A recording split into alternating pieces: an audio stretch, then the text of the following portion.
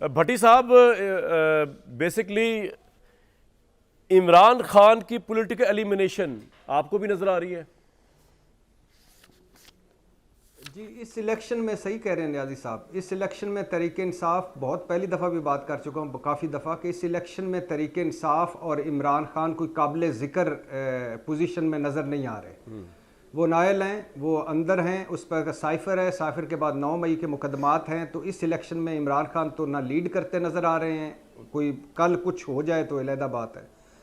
دوسری بات یہ ہے کہ اس الیکشن میں کیا اس تحریک انصاف بھی کوئی میں تو جو حالات چل رہے ہیں اس میں تو میں کے پی میں ڈاؤٹ فل ہوں کہ پتہ نہیں کے پی میں وہ حکومت بنا پاتی ہے۔ الیکشن والے دن تحریک انصاف کا جو ووٹر، مایوس ووٹر ہے، وہ نکلے گا کہ نہیں۔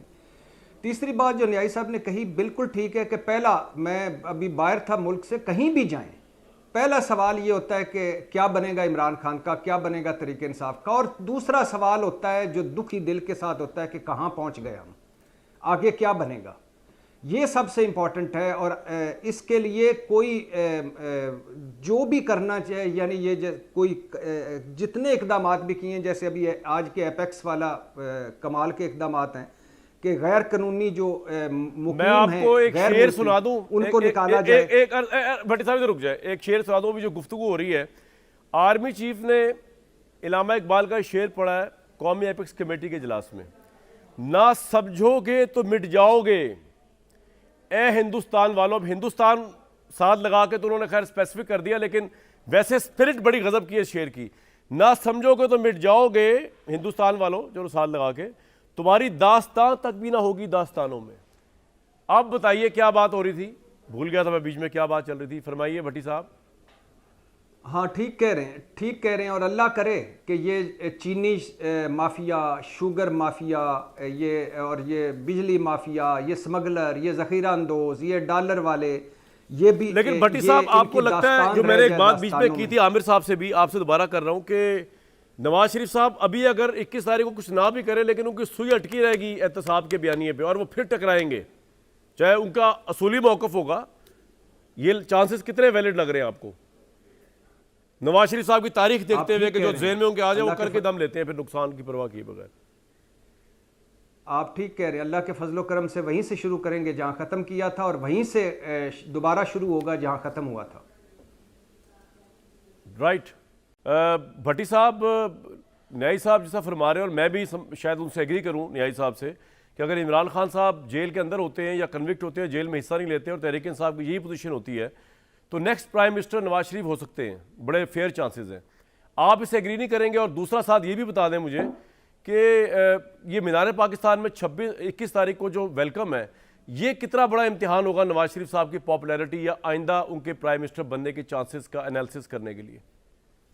بھٹی صاحب، پہلی بات یہ کامران بھائی کہ میں بھی ایگری کر جاتا ہوں کہ وہی چوتھی مرتبہ بنے، بلکہ تھوڑا سا آپ لوگوں سے آگے نکل جاتا ہوں کہ 5ویں مرتبہ بھی اللہ انہیں بنائے۔ پھر کیا کریں گے آپ؟ کیا کوئی ایک ایجنڈا، کس پہ ایجنڈا، جو ایک تقریر جس کا انتظار ہے، وہ شاہکار تقریر جو ہے، اس میں کیا ہوگا؟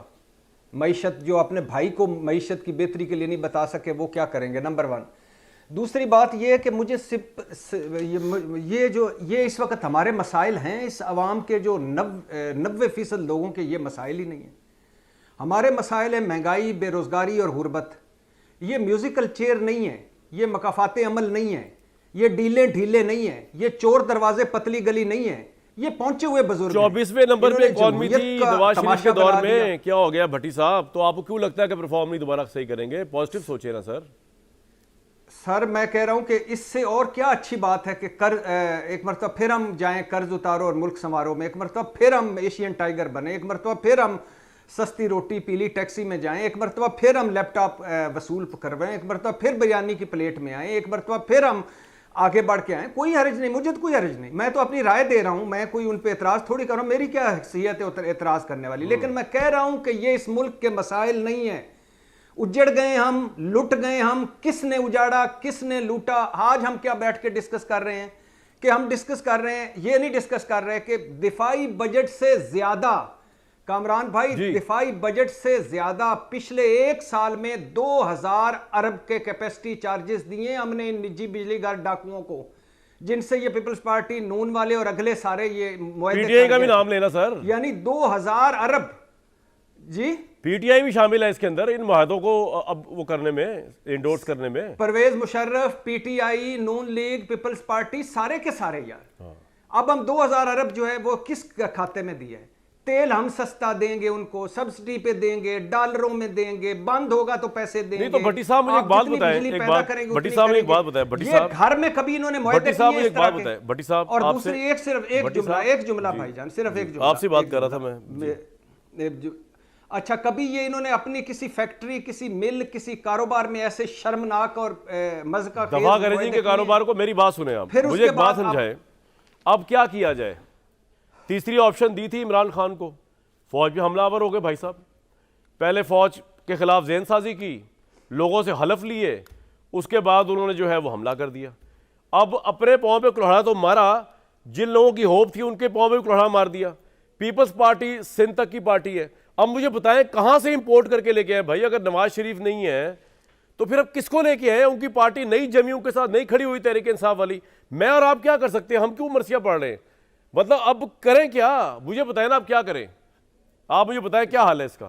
سر میں بالکل بھی اپنی اس زندگی میں میاں محمد نواز شریف یا شہباز شریف یا عمران خان اینڈ فیملی, بزدار, پاک پتن والے, یہ سارے, یا زرداری اینڈ کمپنی کا نہ مرثیہ پڑھنا چاہتا ہوں, نہ میں ان کا قصیدہ خان ہوں, نہ میں نے ان کے ساتھ دنیا پھری ہے, نہ میں نے ان کے روٹیاں کھائی ہیں, نہ میں ان کا ہیلی کاپٹر والا گروپ میں ہوں, نہ مجھے کوئی غرض ہے. مجھے غرض یہ ہے, میرا ملک قرضوں میں ڈوبا ہوا ہے, تباہی پھری پڑی ہے, اور یہ جب بھی آتے ہیں ڈیل فرما کے نکل گئے, جب بھی آتے, جب کھڑے ہونے کا وقت آیا جب ڈیل کر گئے. پہلی مرتبہ کھڑے ہونے کا وقت ہے, میں ڈکٹیشن نہیں لوں گا, عوامی پذیرائی ملی, وحید کاکڑ صاحب آئے, گھر چلے گئے. پھر اس کے بعد مارشل لا لگا, گھر جدہ چلے گئے. میرے بھائی یہ تو پھر اس ماضی کے ہے بعد نا فرد جرم عائد کی, تھوڑا سا پریشر نہیں, ادھر یار. ویسے بھٹی صاحب, لندن چلے بھٹی گئے. صاحب ایک بات, پھر وہ خود وہی بتا رہی ہے, مسلم لیگ والے بتا رہے ہیں کہ گارنٹی مل چکی ہے, رسک زیرو ہو چکا ہے. میں اب کیا کہوں؟ بھٹی صاحب, یہ سابق آرمی چیف جنرل ریٹائرڈ کنور باجوہ صاحب کے حوالے سے ایک انٹرویو رپورٹ ہوا ہے مبینہ طور پہ, جس میں یہ کہا گیا ہے کہ باجوہ صاحب یہ فرما رہے ہیں کہ اگر مسلم لیگ نون اینٹی اسٹیبلشمنٹ بیانیہ بناتی ہے تو یہ ایک بار پھر نواز شریف کی بہت بڑی غلطی ہوگی. نواز شریف نے جنرل ریٹائرڈ پرویز مشرف کے خلاف آرٹیکل 6 کا مقدمہ چلا کر بھی غلطی کی, جس کا خمیازہ نواز شریف کو بھگتنا پڑا.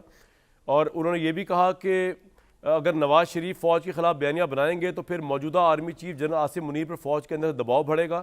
نواز شریف اینٹی اسٹیبلشمنٹ بیانیہ لے کے چلیں گے تو فوج کے اندر نواز شریف کی حمایت کرنے والے چند افراد بھی نواز شریف کے خلاف ہو جائیں گے, جبکہ عمران خان کے حامیوں کی جانب سے جنرل عاصم منیر پر دباؤ بڑھے گا کہ وہ نواز شریف اور مسلم لیگ کی حمایت سے پیچھے ہٹ جائیں. جنرل ریٹائرڈ کنور باجوہ نے یہ بھی کہا کہ اگر مجھ پر تنقید کی جائے گی تو اس کا دباؤ موجودہ آرمی چیف پر آئے گا.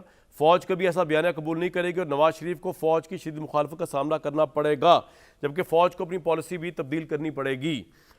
تو سر, آپ کے خیال میں یہ میسج نواز شریف صاحب تک شہباز شریف صاحب نے جس کسی نے بھی پہنچا دیا, تو اس لیے اب ایک ڈیل کے تحت آ رہے ہیں, بیانیہ چینج کر کے آ رہے ہیں, یا آپ کو لگتا ہے کہ نہیں, وہ نواز شریف ہی نہیں جو اپنی بات سے پیچھے ہٹ جائے, وہ وہی کریں گے جو انہوں نے کرنا ہے؟ بھٹی صاحب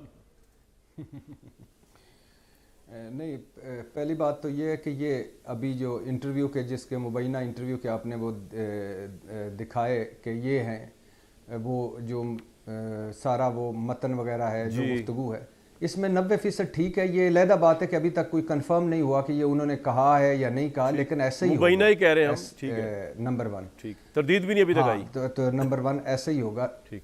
نمبر 2, جہاں تک ہے کہ نواز شریف صاحب, یا تو نواز شریف صاحب کے بارے میں تو مجھے کچھ کہنے کی ضرورت ہی نہیں ہے. وہ 2019 میں خواجہ آصف کہہ رہے ہم سے رابطہ ہو گیا تھا کہ پنجاب پہلے لے لیں, مرکز بعد میں لے لیں. ہم نے کہا نہیں, دونوں لیں گے. اور خواجہ آصف صاحب نے فرمایا کہ ہم اسٹیبلشمنٹ کی مدد سے باہر گئے. اور باقی شہباز شریف صاحب لیکن بھٹی صاحب, آپ تو جانتے ہیں کہ اسٹیبلشمنٹ کے سب سے اہم ترین بندے نے ہمیں بتایا تھا, آپ کو اور مجھے, کہ وہ ان کی مدد سے نہیں گئے, عمران خان کی کمزوری یا فیصلے کی وجہ سے گئے. یہ تو آپ بھی جانتے ہیں.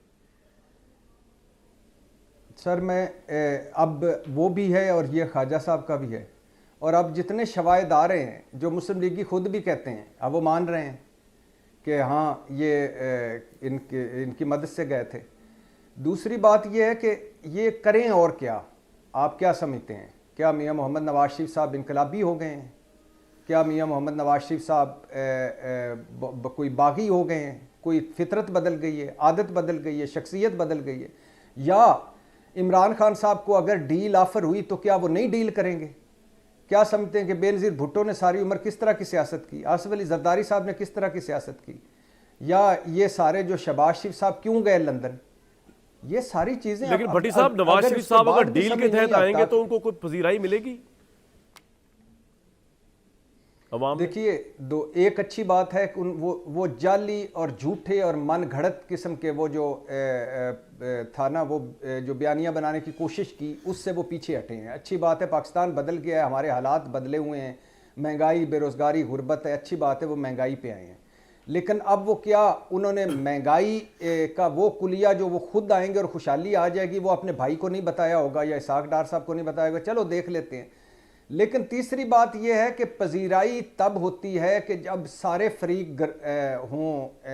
وہ ہم پھر اس پہ چلے جائیں گے کہ 2018 میں جو کچھ ہوا اسی کا مکافات عمل ہے, 2028 میں ایک اور مکافات عمل ہوگا.